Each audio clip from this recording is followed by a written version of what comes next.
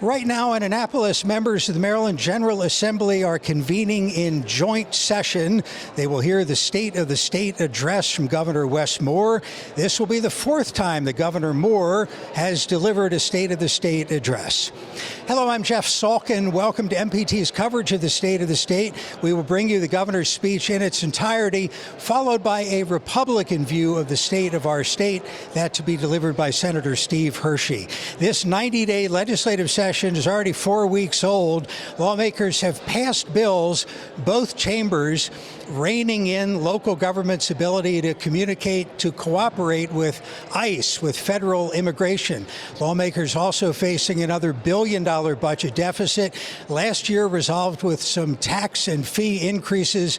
This being an election year, we're likely to see cuts and fund transfers. We asked a number of legislators what they would like to hear the governor address today. I mean, I'd like to hear him say that he's actually cut a lot of the over-regulation, the over-fees, registration fees that people have car payments on, or adopt some meaningful, again, tangible outputs. You offer up to a 3-year registration fee now, but there's no benefit in it because it's the exact same price. So it's not working. We're lacking the customer service element that we should really focus on as servants and state employees of our communities. What I hope to hear from the governor next week is what I've heard every year, which is, again, about the power of our state, how we're moving forward, but also some very specifics about addressing communities' concerns about unemployment, communities' concerns about the environment, specifically what are we doing in our neighborhoods. And I know we have some really creative things doing there, but I really hope that we have a vision going forward about how we're going to maintain in this very challenging and difficult time. I hope to hear from the governor what Maryland is doing to stand up to the Trump administration, to fight back on the damage that they are trying to do to Maryland. I must say that last year there was a major flood in Western Maryland, and Governor Moore asked for emergency declaration. The Trump administration said no, we will not declare a state of emergency in Maryland, and we will not pay for the damages. So right now, a lot of that damages are in the budget for this year to compensate, to really fix a lot of the infrastructure in Western Maryland. I know that he and his administration understands the crisis that Maryland is facing. What the Trump administration is doing to our country, but specifically to Maryland, is unforgivable. It's biased. They are totally coming for Maryland, whether it's laying off our federal employees or undoing important policy initiatives. I know that he's going to speak to that. I hope he understands and talks about the role of the nonprofit sector, which is under severe pressure, more demand, less federal funding available. Back live at the State House, we're joined by MPT's Sue Copen, who has covered a few State of the State addresses, as have I. Sue, one thing that's different early in this session is a big fight between the governor and at least half of the legislature on the topic of congressional redistricting. Normally happens after a census around the country this year. We're seeing states redraw their congressional maps. Initially, Republicans at the behest of the Trump administration. What's happening here in Maryland? Well, there is a new map, and it was moved through the House. It passed through the House, and therein lies the problem, because it came over to the Senate, where Senate President Bill Ferguson made it clear that this probably is not going to stand, given the history of what happened in a prior similar situation, where one of the state's highest judges, in reviewing it, said this basically didn't pass muster, and they were forced to go back, and it involved a whole lot of challenges then that he foresaw possibly happening again this year. So the House bill that crossed over into the Senate was referred to the Senate Rules Committee, and I checked the schedule today, and there is no schedule. That is the role of the Rules Committee frequently, to not have a schedule. Governor Moore signaled the importance of this issue when he testified on the redistricting bill, and Sue Copen covered that hearing. Make no mistake, what the President of the United States is doing right now is political redlining. And in his presentation to members of the House Rules and Executive Nominations Committee, Governor Moore said the proposed changes seek to address that. And it's not lost to me that I am the only black governor in this country, and only the third elected black governor in the history of this nation. And Donald Trump and J.D. Vance and their allies in the states that he suggested are doing everything in their power to silence the voices and trying to eliminate black leadership, elected leadership, all over this country. The governor also told the committee that input from the public was important to the revisions recommended by his appointed 5-member Redistricting Advisory Committee. The commission's recommendation was shaped by public submissions. It was shaped by public hearings. It was shaped by public feedback. And that is how our democracy is supposed to work. To create more competition and accountability, and not less. Delegate C.T. Wilson is the sponsor of the legislation that would redraw the state's congressional lines. This map, we don't have to really choose between protecting historic communities and defending against this administration's partisan assault. We'd have to choose between districts that look good and districts that do good. And we can enact a map that strengthens community representation, complies with traditional redistricting criteria. The proposed map would drastically reshape the state's 1st and 3rd congressional districts. The 1st district seat is currently held by Republican Congressman Andy Harris. Opponents of the revised map claim it could make re-election more challenging for Harris, currently the only Republican in Maryland's Capitol Hill delegation, a concern raised during the hearing. So you guys didn't take into effect what the practical impact of the votes would be, whether a Democrat or Republican would be more likely to win based upon statistical data when you made these maps. You're saying that no one discussed that, no one provided that information, and not a single member of that commission during the process. Make no mistake, that was never discussed as far as any mathematical equation, accepted by the courts. House Minority Leader Jason Buckles says he hoped lawmakers might agree to support legislation that addresses the process. Our approach is to eliminate mid-cycle redistricting. We shouldn't be doing this, and our approach is to make sure that the districts are compact, they're contiguous areas, they reflect communities of common interest. Those are the normal standards that have been applied before, and we don't want to apply them now. When I say we, I don't mean me, but I mean that Governor Moore and the Democratic majority doesn't want to apply those standards. Back live in Annapolis as we await the governor's State of the State speech in the House of Delegates chamber. There's a new presiding officer at the podium right now. Delegate Jocelyn Pena Melnick became the Speaker of the House, only the second woman, the second African-American, just a couple of months ago, succeeding Adrian Jones, who remains a legislator but resigned the speakership. Sue, the governor is going to have a warm welcome in this historic House of Delegates chamber, but he recently faced a disinvitation, if that's a thing, from the White House.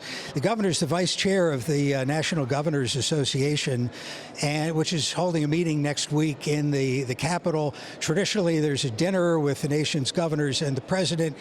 Apparently, Governor Moore was specifically disinvited, along with the governor of Colorado. Yeah, he sent out a release, I think, this past weekend, making specific note of that. And he was on the Sunday talk shows, I think, at least one of them mentioning that as well. Interestingly, I think at this point, the National Governors Association has said no one's going to be going to that, or at least they are not making it an official event. So it was an interesting development growing out of one particular person being disinvited. We mentioned elections coming up. Governor Moore, Lieutenant Governor Miller are running for re-election. The governor's approval numbers in recent polls have been around the low 50s. There was a more recent poll that had him around 61%. Either way, he, from a political standpoint, has strong footing heading into his re-election campaign at about $8 million in campaign money in the bank. And former Governor Hogan, the Republican who served 2 terms in this very Democratic state, has ruled out another run for that office.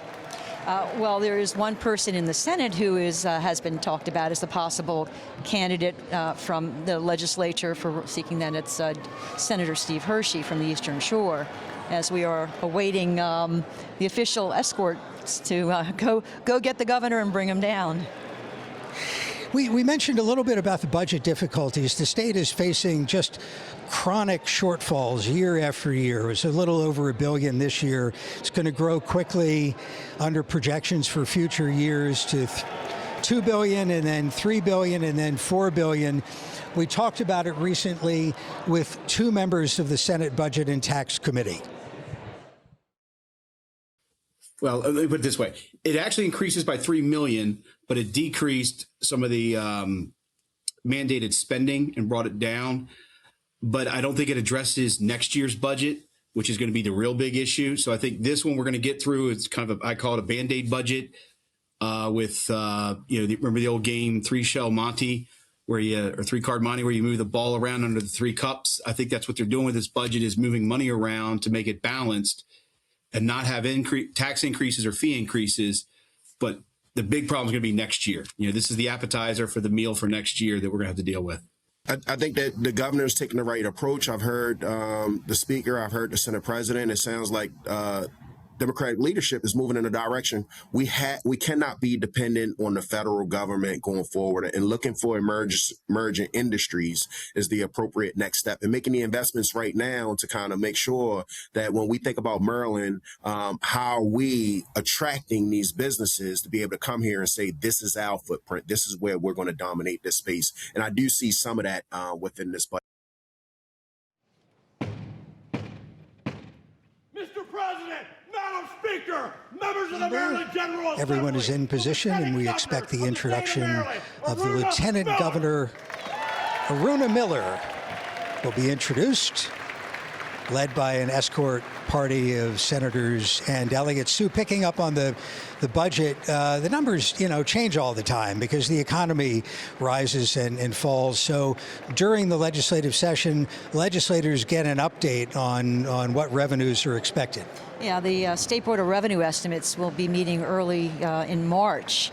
And, what the state takes in there could, or not take in, quite honestly, could dramatically impact what gets done here, because they already are working with a budget shortfall of around $1.5 billion. And that could severely impact some of the plans that were originally laid out and how to deal with it. So we won't know until, I think it's March 11th is when the Board of Revenue Estimates will meet to reveal, where they're going. It does seem to be in an election year that, everybody says the idea of further tax increases or fee increases just a non-starter. Well, anybody you talk to, that's the line, but I don't know. We just don't know what we don't know at this point. Again, as the revenues change and the demands on the state budget with between Medicaid assistance and a variety of other things, and lack of help in some parts of the state, FEMA is not providing assistance. Somebody has to fill that gap, and it usually falls back on the state. And again, some of this falls out on the counties and other local jurisdictions, because their funding from the state might get cut. So it has a real residual effect as they look ahead to what might happen. Let's talk about body language a little bit. A year ago, at the end of the speech, the governor tried to do the standard photo op at the end of a political convention where everybody raises their arms in the air. He must have surprised the then presiding officers, and there was a bit of an arm wrestling match to see if anyone would raise their hands. This year, there is a good deal of tension between the governor and the president of the Senate, more than I can remember in many decades here, back to the Schaefer years, where members of the governor's team have been making campaign contributions reportedly to the opponent of the Senate president in his race for re-election. Senate president, as we've discussed, has bottled up the redistricting bill that the governor would like to see approved. The governor has a lot of cards to play. He's got national political figures leaning on the Senate president to the move to the bill. For the most part, the Democratic Senate coalition seems to be holding as we await the governor's introduction. And another factor in this whole dispute is the clock, because the filing deadline for the upcoming primary election is 2 weeks from yesterday. And if the legislature is going to move a bill, if the Senate's going to move it, might make some changes to it, time is beginning to run short. And that is the way it usually is. And I think at this point, again, there's absolutely no discussion over on the Senate side, except from, like Senator Ellis, who has taken his stand in the Senate, and from Charles County, where he was registering his unhappiness with the fact that the president of the Senate will not bring the bill out for a vote. Senator Lamb, Howard County, I believe, has weighed in supporting Senator Ellis. I believe there are 34 Democrats in the state Senate. Two basically supporting a change in the leadership of the Senate wouldn't make that much difference. But if the number gets much higher, it becomes a threat. And we have seen, it's been 50 years, but we've seen a leader of the state Senate deposed. It was not mid-session. We can't talk about the governor in the last couple seconds without talking about his national political profile. He's on the Sunday network talk shows all the time, widely rumored to be interested in running for president, but consistently declines any national ambitions at this point. He's not showing his hand at this point other than to say, nope, not interested. And now the governor of Maryland, Governor Wes Moore.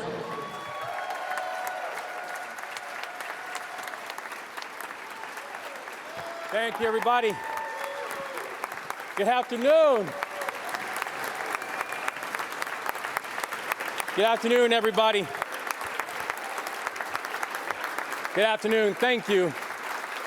Thank you, everybody. Thank you. Thank you. Good afternoon. This is my fourth State of the State while serving as governor of the state of Maryland. But there is definitely something different about this moment, because over my left shoulder is House Speaker Jocelyn Pena Melnick.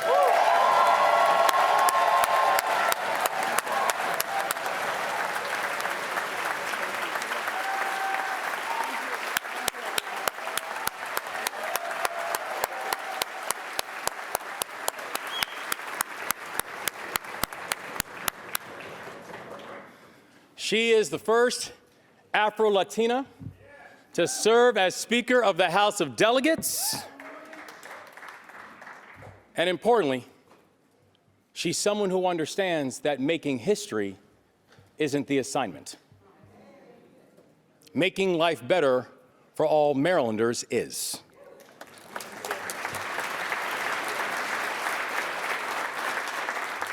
It's the example that was set by her predecessor, Speaker Emerita Adrienne Jones.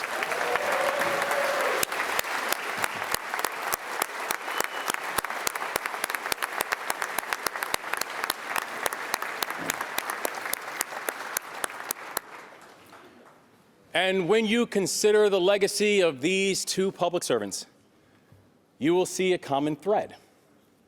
That thread is they always put Maryland first. And the same goes for Senate President Bill Ferguson. The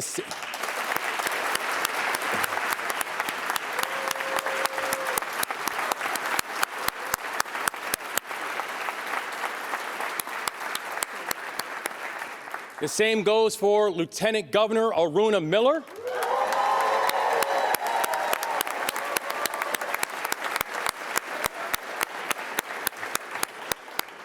The same goes for Comptroller Brooke Learman.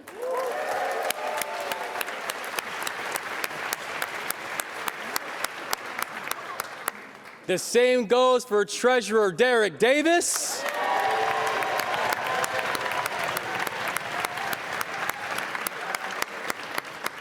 The same goes for Attorney General Anthony Brown.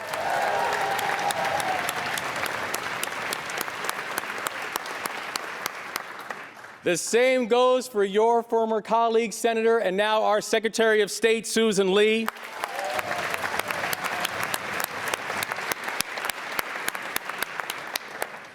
The same goes for all the members of my cabinet.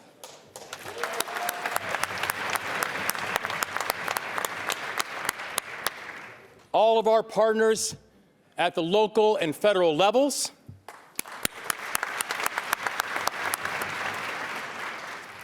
and all the members in this chamber, in both the House and the Senate.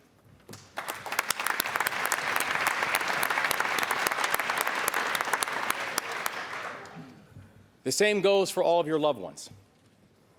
And I want to thank my dearest loved one, the partner in my life and my best friend, and our state's First Lady, Dawn Moore.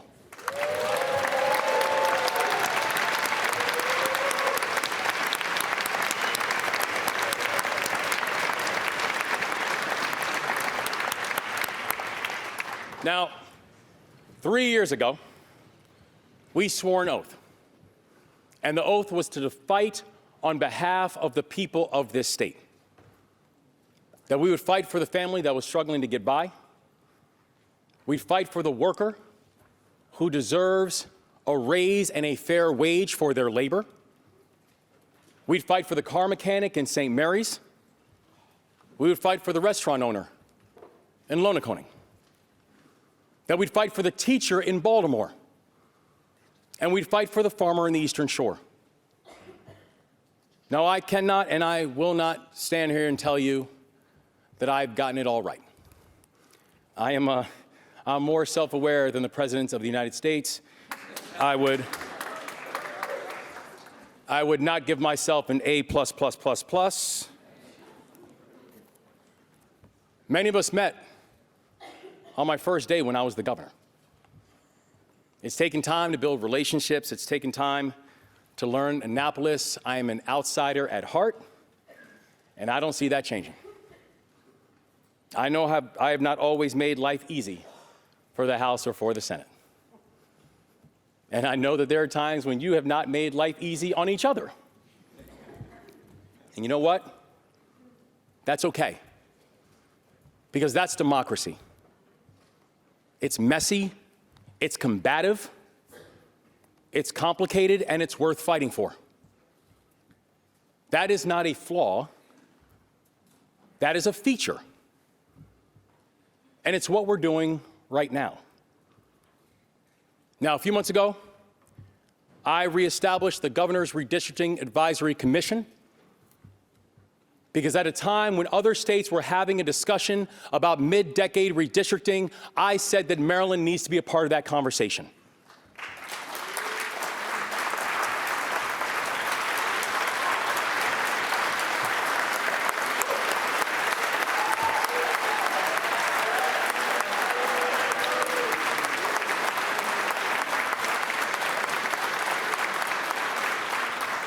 And after months of work, the commission presented its recommendation, and the House of Delegates debated it. They made adjustments, and then they passed the map. Now, I know there is disagreement right now between the House and members of the Senate. So my ask is simple. Do not let the democratic process die in the free state. Debate it, discuss it, make adjustments if necessary, and put it to a vote.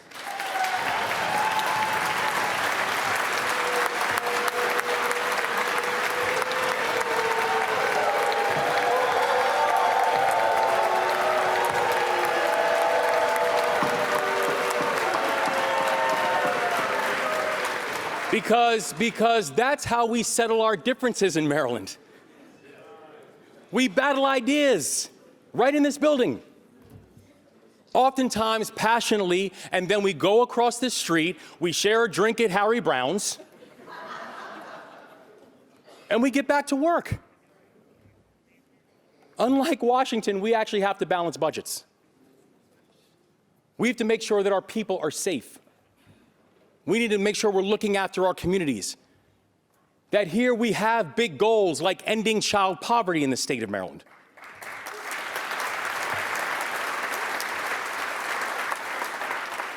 And here we do things that we think are important, like keeping our government open. Now, I know there's been some discussion about a very principled disagreement that I have with the Senate President on redistricting.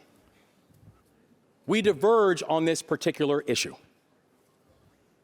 but we both care about the future of our state. We both care about the future of our people. And we are going to continue to work together on the issues that we care about most because our people are counting on us.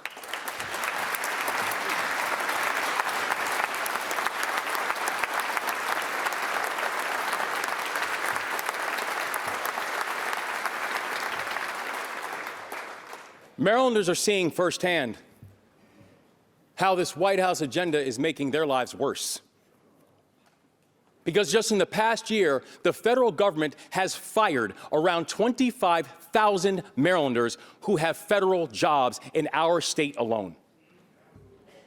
Our neighbors, our friends, our family. It's the biggest federal job cut of any state in the country, where the president's domestic policy agenda could kick up to 180,000 Marylanders off of health care. More than 680,000 Marylanders could see their food assistance taken away. That includes seniors. That includes veterans. That includes our children. Washington is using this moment to attack and to limit and to retreat. So in Maryland, we will use this moment to protect, deliver, and lead.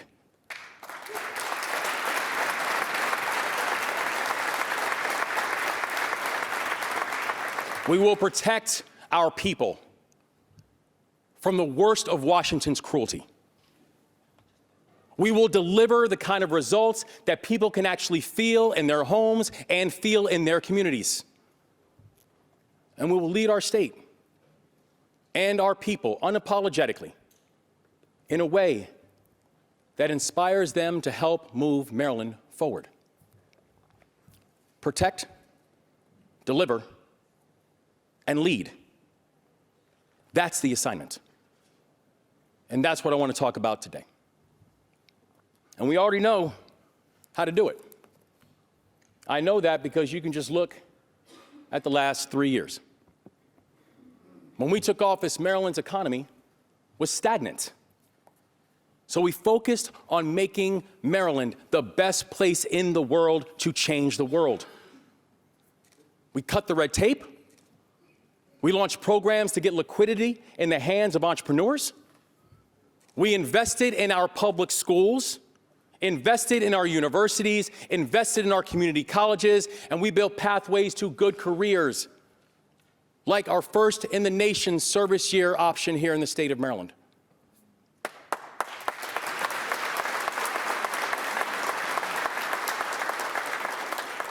We partnered with unions and trades and employers to graduate over 5,000 apprentices and are going to be graduating 4,000 high schoolers with registered apprenticeships each year by the end of my second term.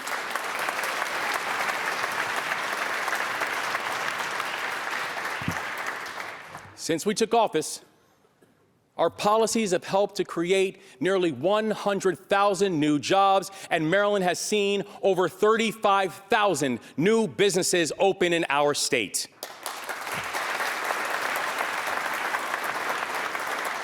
Since we took office, our state suffered from a crisis in violence. Even more dangerous, we suffered of a crisis of apathy to the violence. The pain was no longer piercing. It was chronic. Baltimore was averaging almost a murder a day.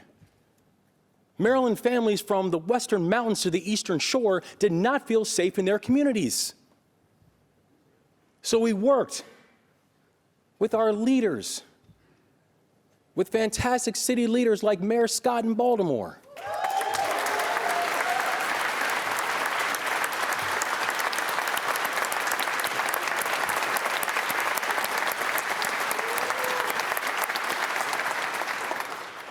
We work with state leaders like Chair Smith and Chair Bartlett.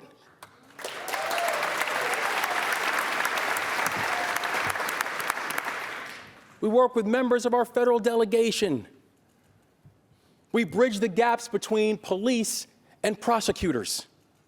We build strong bonds between community leaders and elected officials.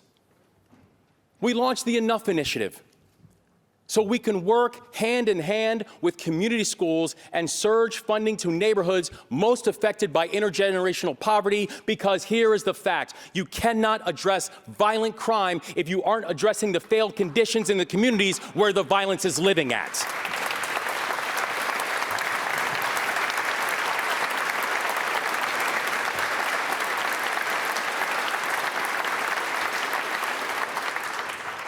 And the results? Homicides are down nearly 50% statewide, and we are delivering historic drops in crime in every single corner of the state. And in fact, the last time the homicide rate was this low in Baltimore, I was not born yet.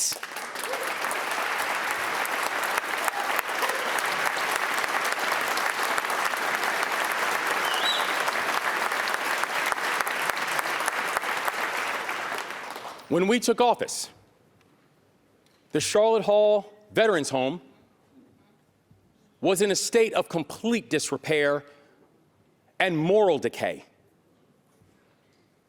The staff was abusing veterans. The facility earned a 1-star rating from the Centers of Medicare and Medicaid Services.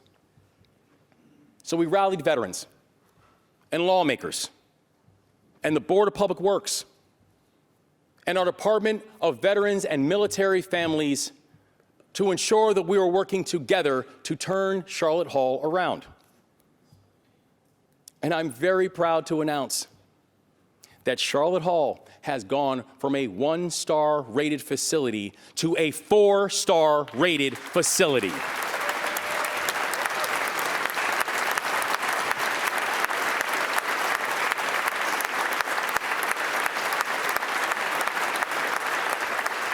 And we're not done, because we can and we will get that to a 5-star rated facility. Our veterans need it and deserve it, and we are going to produce it for them.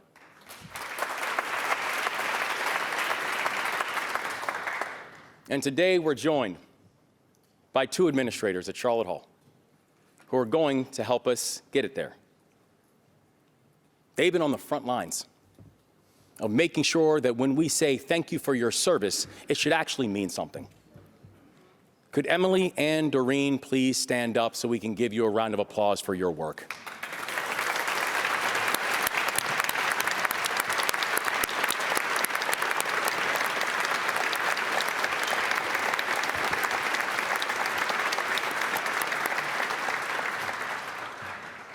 So look, I know a lot of people like to talk about how powerful the federal government is.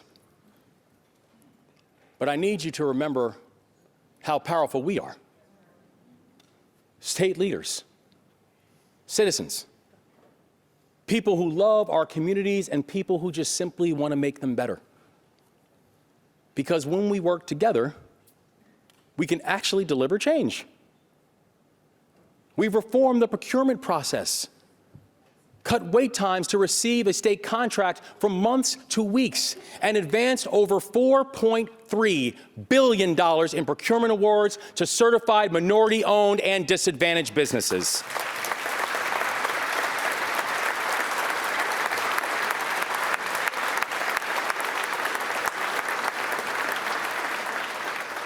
We've expanded child care access by 70% to support over 41,000 children. We cut overdose deaths every single year we've been in office, and we brought them down to a 10-year low.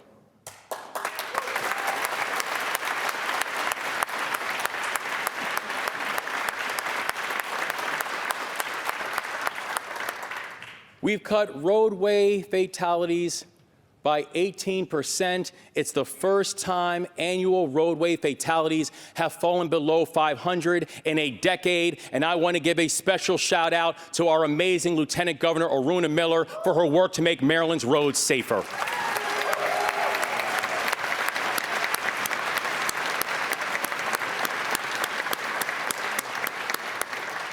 So we've delivered enormous progress together.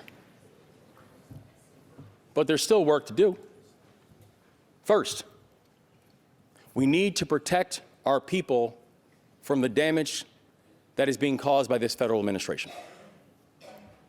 This year, Maryland is filling the $40 million gap in SNAP funding created by Donald Trump's domestic policy agenda. It's going to help ensure that children and seniors and people with disabilities who rely on nutritional assistance do not go hungry.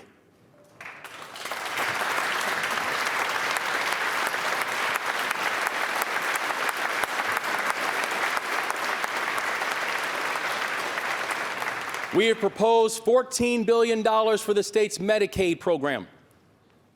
It provides health care for over 1.4 million Marylanders. And we've made these investments without compromising fiscal discipline. For the fourth year in a row, we are going to prove that we can do more with less. So once again, I've introduced a balanced budget with a general fund that is smaller than the previous year. And in a moment when prices are going up on everything, our proposed budget does not raise taxes or fees on the people of this state.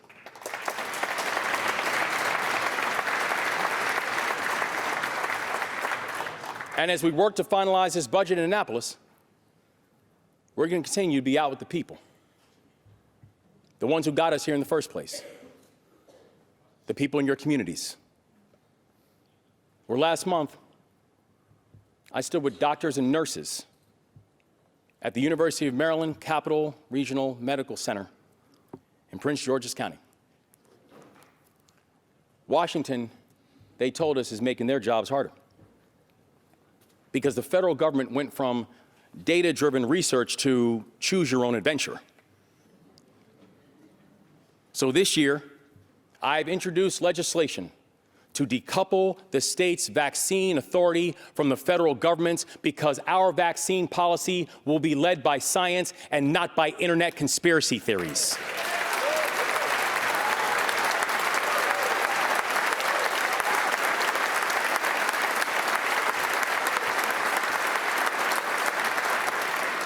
This is not about an ideology.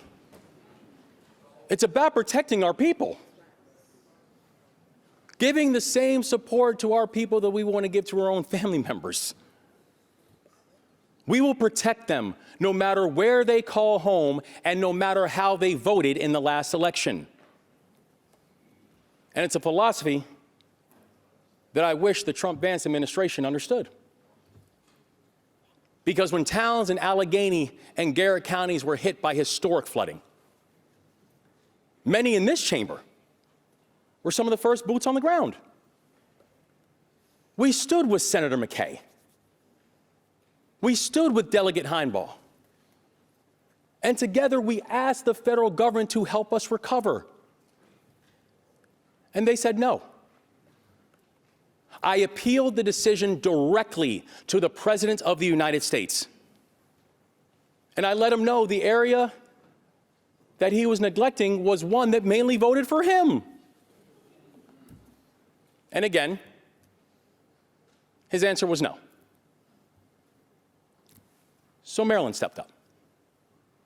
And so this year, I have proposed $12 million to support flood recovery efforts in Allegheny County, and that includes $1 million to rebuild the Western Port Library.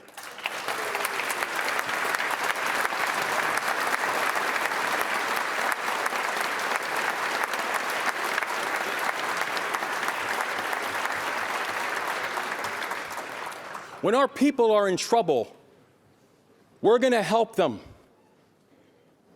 And their party affiliation does not matter. If they are Marylanders, they're good.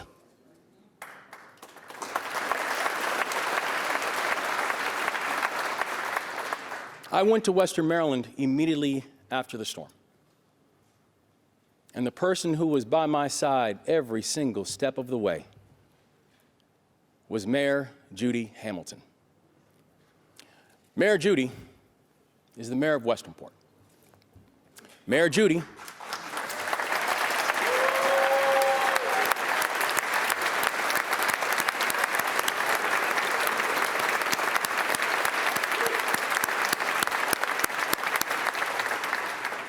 Mayor Judy is a Republican. I am not.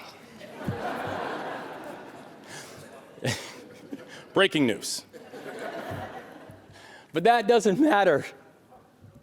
What matters is that we're Marylanders. Judy's in the gallery today. And Judy, it was an honor to watch you lead. And I want to say to you and all the people of Westernport and all the people of Western Maryland, we have your back today, we have your back tomorrow, and we will have your back always. God bless you and thank you.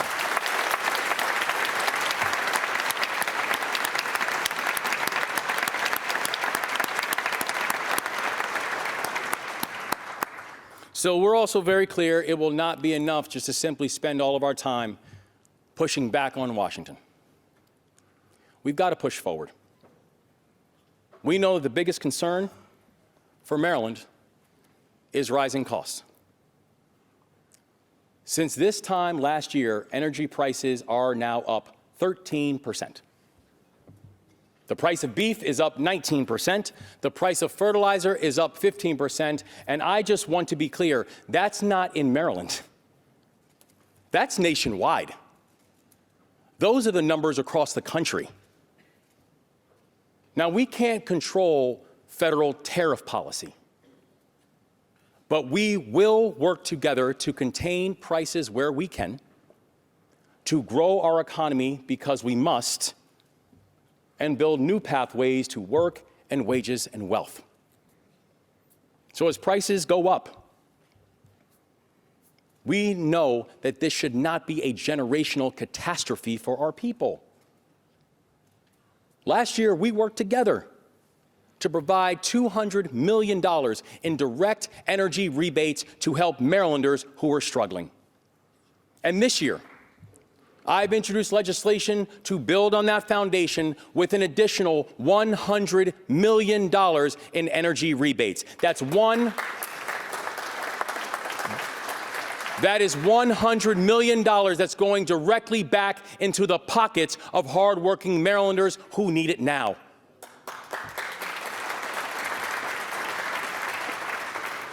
But we still have more work to do. And to all Marylanders who are concerned about skyrocketing energy prices, I'm here to say with a loud and a collective voice, we hear you. And help is on the way. That this year, let's work together to build a thriving energy market that gets more energy to the grid, that adds more jobs to the economy, and puts more money back in the pockets of working families. Let's make sure we're doing it right here in Maryland, too, so we don't need to rely on other states to keep our lights on.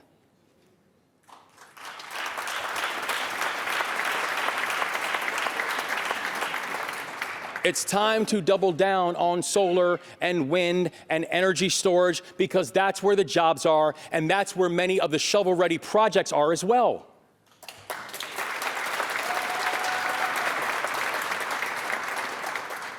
The Maryland Energy Administration's Community Solar Program is already helping to add 78 megawatts of solar to the grid. It's going to cut utility bills for at least 10,500 low and moderate income Marylanders. So now, we just got to scale it up. We also need to continue building a diverse energy portfolio that takes an all-of-the-above approach, and that includes assets like natural gas and nuclear power because we need more energy and we need it now.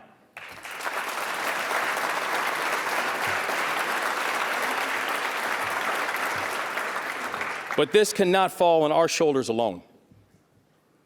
Let's ensure that energy and utility companies are just as worried about Maryland families as they are about their shareholders.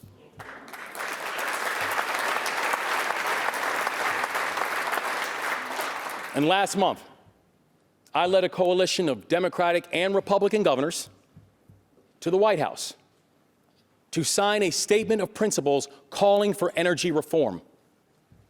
We are calling on the grid operator, PJM, to cap the price of energy for the next 2 years.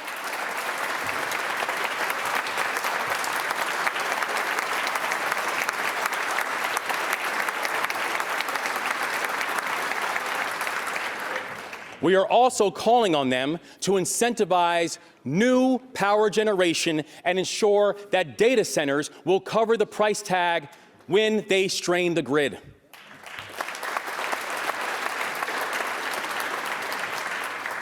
And today, I am announcing that in order to receive my support, new data center projects must hire local workers, they must engage local governments and communities, and they must cover the cost of their own power needs.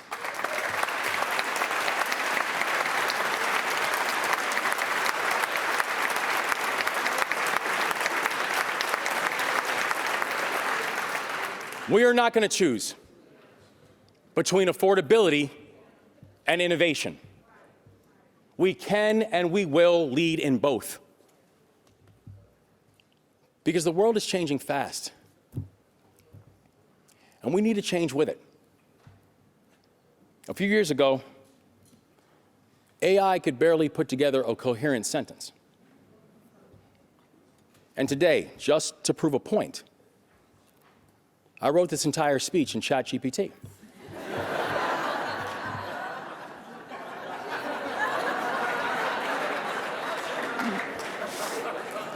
I'm just playing. I ain't do that. But we are still figuring out both the power and the peril of artificial intelligence. It can feel scary. And that's why we need a broad-based strategy, not just for government, but for all of society. So first, we need to make sure that our workers are not being left behind by AI.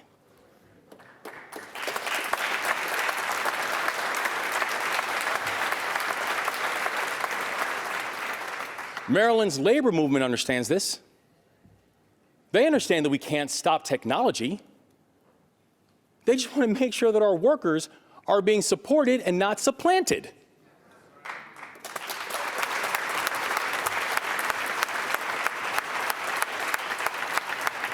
So today, I am proud to announce that Maryland is investing $4 million to give our workers hands-on training to succeed in the AI economy so they are not left behind.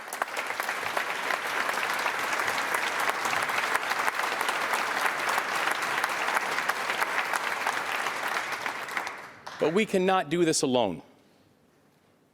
We need employers and workers at the table to help design these programs and build the pipelines to opportunities. Annapolis can help lead the way, but I'm calling on our entire state to get involved inside of this work. Second, we must use AI to better serve the public. Maryland is leading on this issue. AI will soon be used to help Marylanders navigate SNAP, Medicaid, unemployment insurance, and child care subsidies. Leaders are taking notice, foundations are stepping up, and we are partnering with them to prove that government can use AI to deliver better results. And third, we must ensure that AI is a tool to drive economic growth. AI companies want to move to Maryland because we have some of the best universities and research institutions in the world.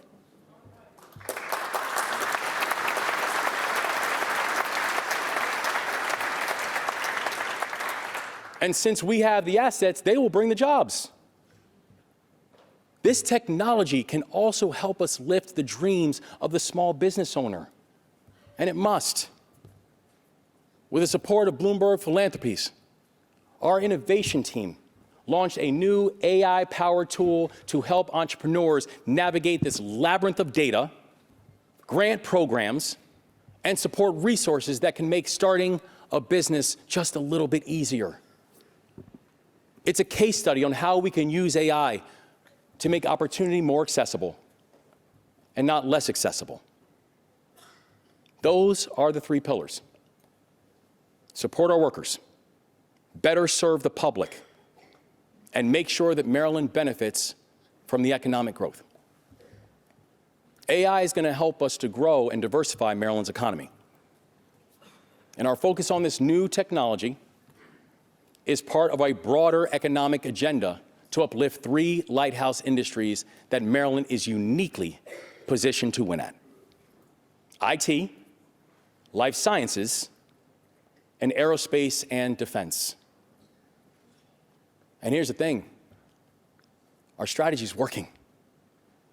In 3 years, we have attracted more than $10 billion in private investment to the state of Maryland.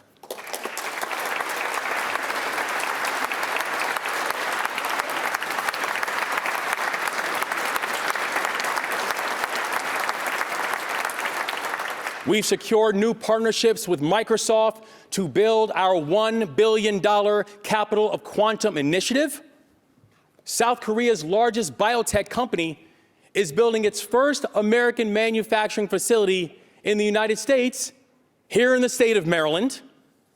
The pharmaceutical company AstraZeneca has made the single largest private capital investment in our state's history. Their $2 billion commitment will create 2,600 jobs in Frederick and Montgomery counties.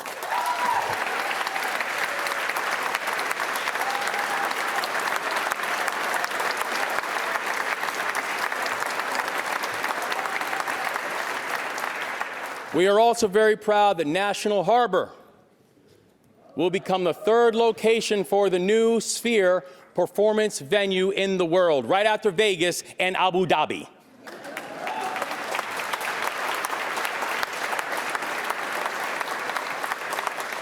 It is going to create and generate more than $1 billion in economic activity every single year when it is completed, and each of these projects happened because industry chose Maryland.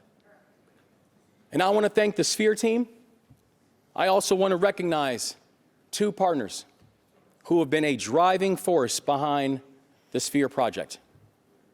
County Executive Aisha Braveboy and John Peterson, whose company owns National Harbor. Congratulations and well done.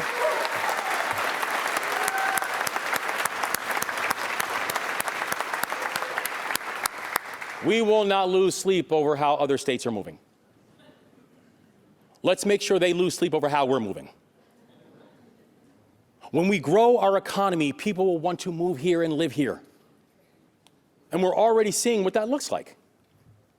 Maryland's population is growing faster now than it has in a decade, and that is a good thing. More people are choosing Maryland, and that is a good thing. Yet, we need a housing supply that matches our aspirations.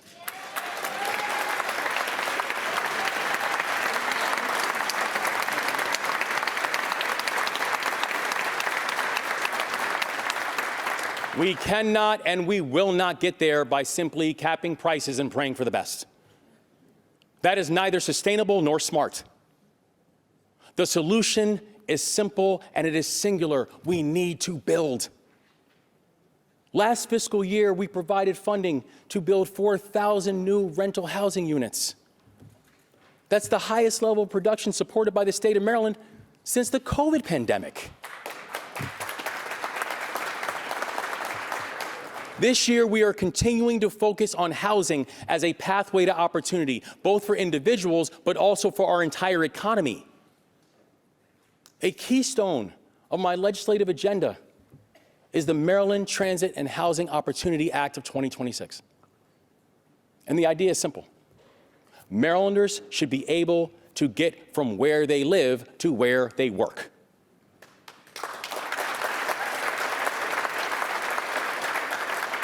So let's build more housing near transit. And let's invest in transportation that connects people with opportunity.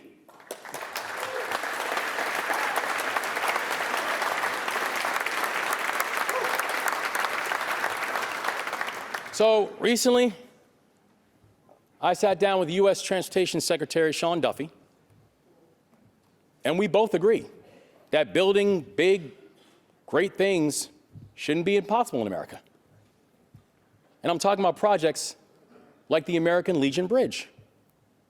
I'm talking like projects like the rebuild of the Francis Scott Key Bridge, which is currently the fastest large rebuild in the United States.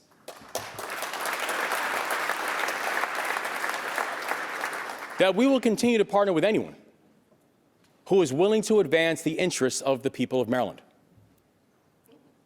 You've seen us firsthand in your districts, making transit and bridges and roads and tunnels and working together to make sure that they are safer and cleaner and stronger. I'm talking about projects like I-81 and US 15. I'm talking about safety enhancements along 97 and Maryland 5. I'm talking about our historic $1.4 billion project to modernize Baltimore's light rail system.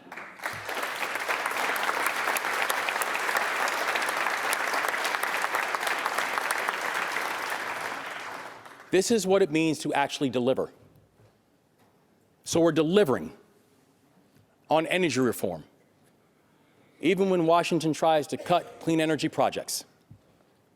We're delivering on economic development and diversification, even when Washington slashes our legacy economic foundations. At a time when the president is tearing apart the Department of Education, Maryland is delivering on our promise to have the best public schools in the entire country.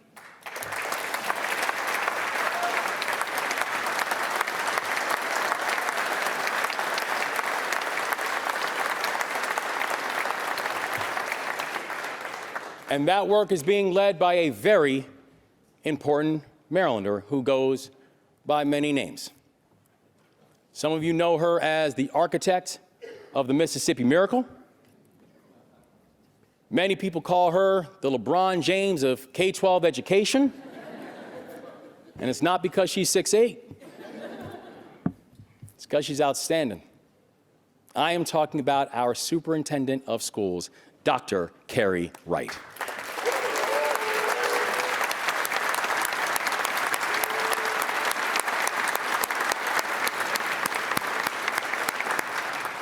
Under Carrie's leadership, almost every single grade is making marked improvements in the fundamentals of both reading and math.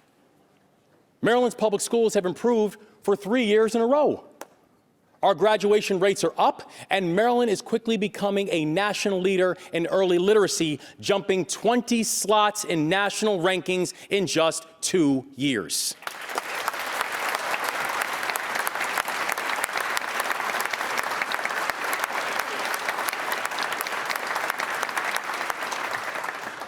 And one of the reasons we've been able to deliver such strong results is by focusing on teacher recruitment. In 3 years, we have cut the teacher vacancy rate in half. Today, we are joined by 3 Marylanders who embody the promise of recruiting the best educator workforce in the world. Danielle Crankfield is a high school counselor with Anne Arundel County Public Schools. She's on the front lines of providing support and guidance and mentorship to the students at Crofton High. Alana Seward-Prieur is an elementary school teacher in Frederick. By the way, she doesn't just teach in the county, she knows the county. Because Alana received both her bachelor's and her master's degree from Hood College.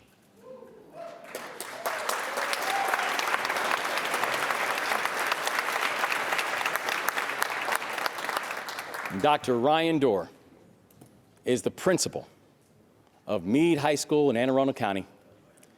He is committed to academic excellence and has increased English language arts scores by 13 points.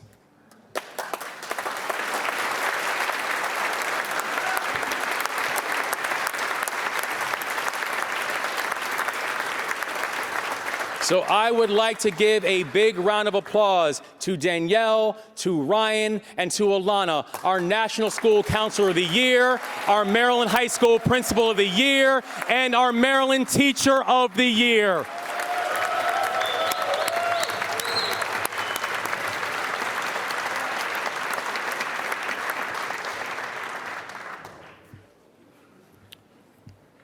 My mother always said that if you always remember who you're fighting for, you'll never stop fighting for them. So let's keep fighting for both Maryland students and our educators. Where this year we are proposing a historic $10 billion for our public schools. These are targeted investments that will deliver real results in our communities. The foundation of our approach is a new academic excellence program. Any good teacher will tell you that learning is a lifelong pursuit. We build a Tiger team of academic coaches. They're going to help make sure that Maryland educators have the tools, the lessons, and the resources that they need to make our classrooms the best in the entire country.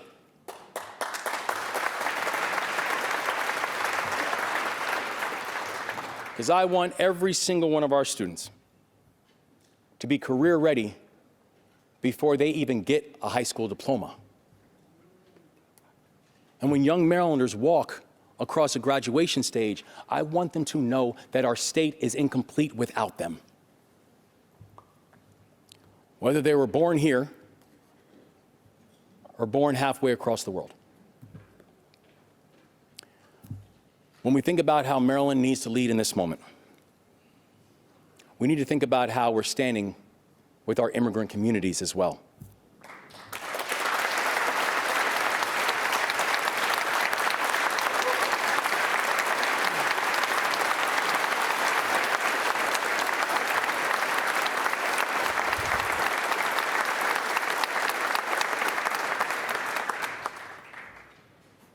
Many Marylanders are terrified.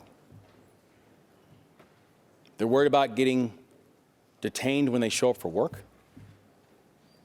They're worried about whether or not federal agents are waiting for them when they drop their kids off at school. Let me say this very plainly. Maryland is a state of immigrants, and that is not our weakness, that is our strength.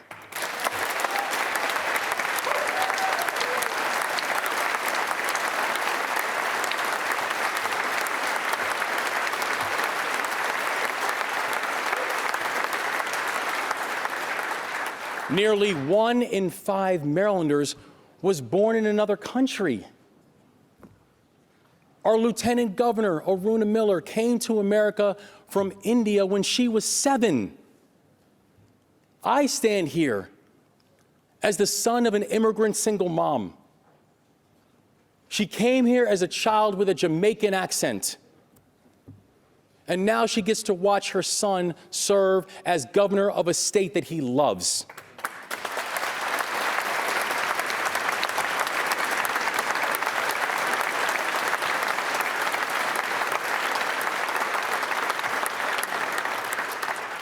I want to thank you all for introducing legislation to protect Marylanders from the unconstitutional actions of some federal agents this session. Working together, I am confident that we can take meaningful steps to hold federal agents accountable for violating the Constitution and help those who have been harmed to make sure they also get their justice.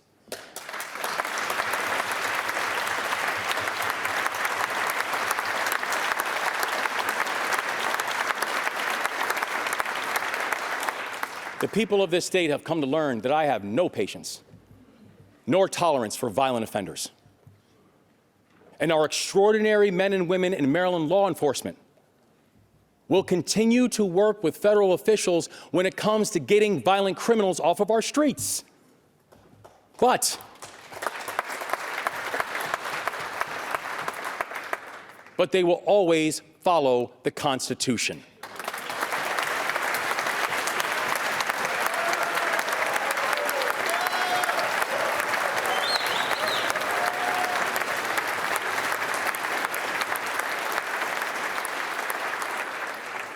We also need to make sure we're stopping bad actors from preying on immigrants in our communities, like con men who are posing like immigration officials, and grifters who are charging for phony legal advice. And I want to give a big thank you to our Attorney General, Anthony Brown, for agreeing to work with us on this priority. Mr. Attorney General, thank you for your leadership.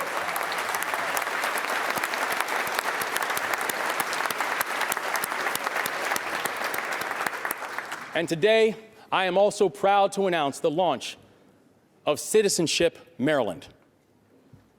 It brings together law firms, the private sector, and unions to make sure that Marylanders who are eligible for citizenship know that they are and can get the supports that they need. It's about helping our teachers and our nurses. It's about helping our National Guard members and our permanent residents, the people who help to keep us fed, the people who are running small businesses, the people who look after our children, the people who are looking after our parents.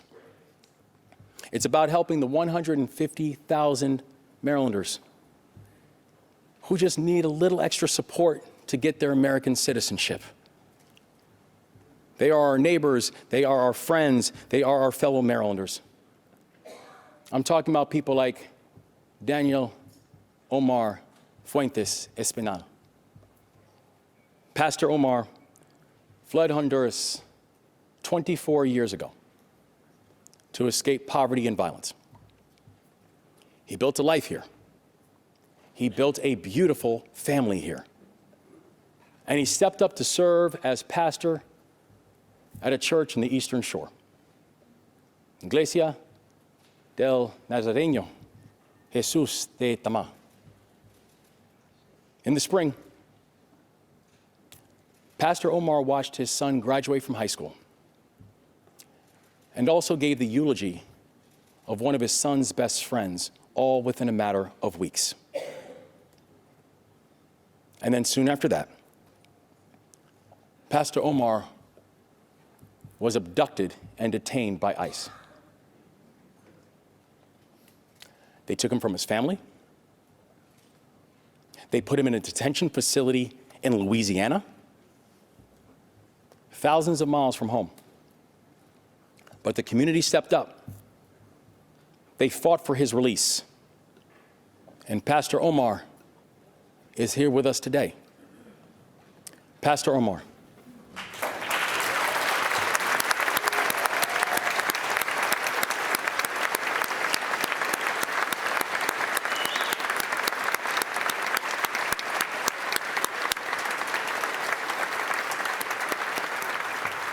Pastor Omar, siempre serás bienvenido a Maryland. Ahora y siempre, Dios lo bendiga. You are always welcome in Maryland, now and always, and God bless you.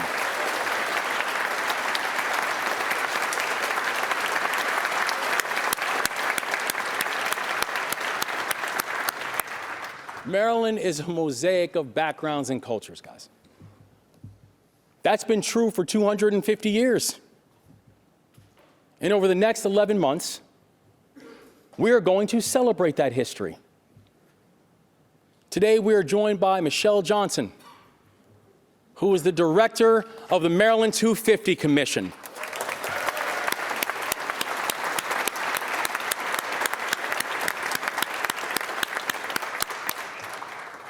She is the granddaughter of immigrants, a first-generation college graduate, and she's dedicated her entire life to helping young people chase their dreams.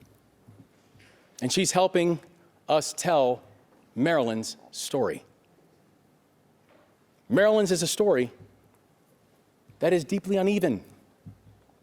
We are the northernmost southern state in this country.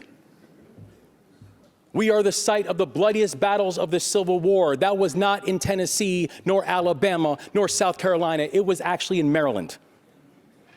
Enslaved people built this Capitol dome.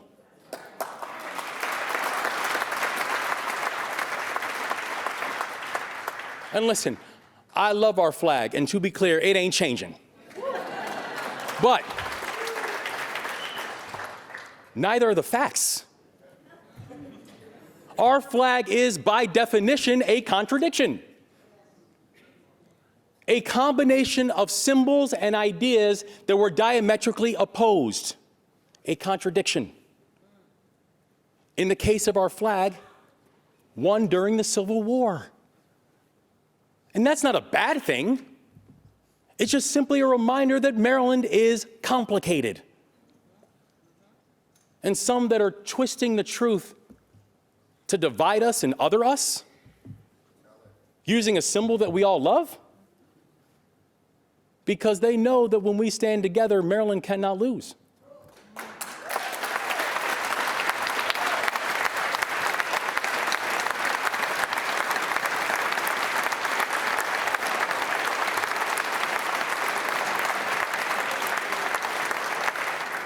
Every time our nation has been tested, our state has answered that challenge with strength. It's Marylanders, like William Williams, who was born into slavery in 1793, but he escaped bondage, defended America in the Battle of Baltimore, and fought for our nation's freedom, even if our nation was not willing to fight for his. It's Marylanders, like Augustus Bradford, my predecessor, who was the governor of Maryland during the Civil War.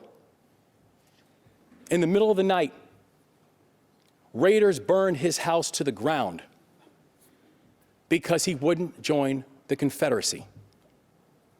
But Maryland held the line, and the Union won the war. It's Marylanders, like Gwendolyn Green. She rallied with students from Howard University, Maryland's 5th HBCU, and staged a protest in Glen Echo Park on June 30th, 1960. The park was whites only. Green was arrested, but her courage emboldened civil rights leaders around the country. In fact, so much that 4 years later, President Lyndon Johnson signed the Civil Rights Act into law. And I know many in this chamber probably know her by a different name. It's the name that sits below her portrait in the Miller Office building. I'm talking about the late, great Senator Carolyn Britt.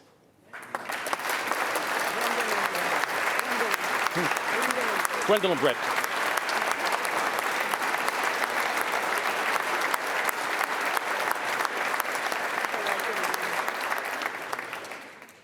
I apologize, Gwendolyn Britt. I just got fact-checked from both sides.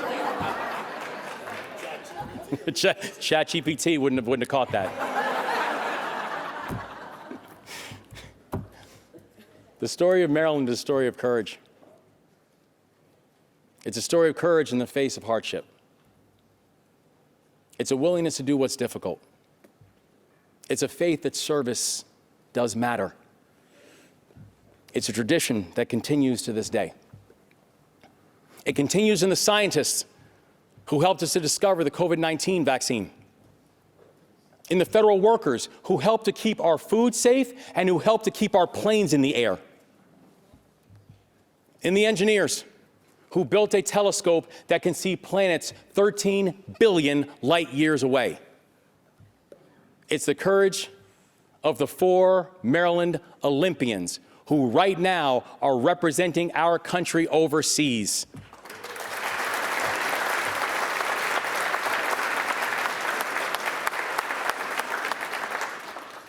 This moment has found all of us. We have been building toward it not for the past 3 years, but for the past 250. It's a moment that will set the stage for the next 250 years to come. And together, if we stay true to the spirit of our people, if we stay true to our state, if we protect, if we deliver, and if we lead, I know we will build a kind of future that those who came before us fought for, and those who come after us that they deserve. So thank you for your work and all you do. Let's keep up the work, keep up the faith, and let's make sure we leave no one behind inside of this process. Thank you so much, everybody.